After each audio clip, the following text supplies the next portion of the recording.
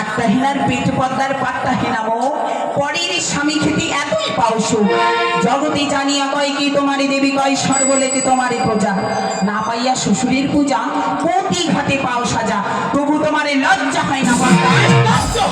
শোনো শোনো ব্রহ্মা বিষ্ণু দেবী তিলোচন দাসী ভাগ্য পদ্মার করো এখন দেবতা হইয়া করে মিথ্যাচরণে সে কি আরে নানা স্থানে পাই বিড়ম্বন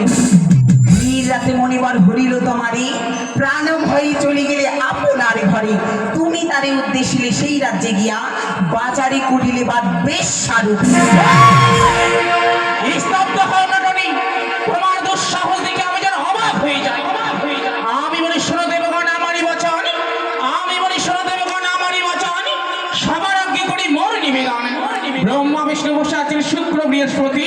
ইন্দ্রজম বাক্য পালন না করিবেন কোনো গীতি। কোথা হইতে নারী আসিয়াছে এই সবার মাঝে বাস কোন স্থানে, নর্তকী ব্যবসা ভালো নৃত্য জানে, নাচে গানে ছটপট করিয়া মহে, তাহা দেখিয়া দেবগণ আমায় বলিল উচিত এই মেয়েটি যত বাক্য বলে তাহা সত্য নয়, কে যেন শিখাইতে সে মিথ্যে কথা।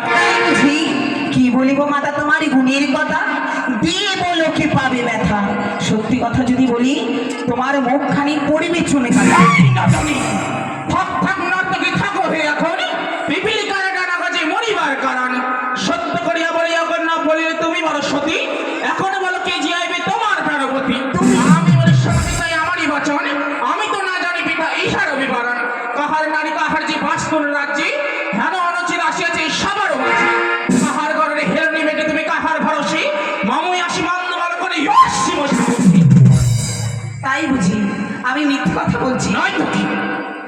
আমার হয়ে সাক্ষী দেবে কিন্তু 33 কোটি বিবাহ ভালোই নাকি বাণী আরো ঢাকুরি মেটে তুমি কত কটু কথা,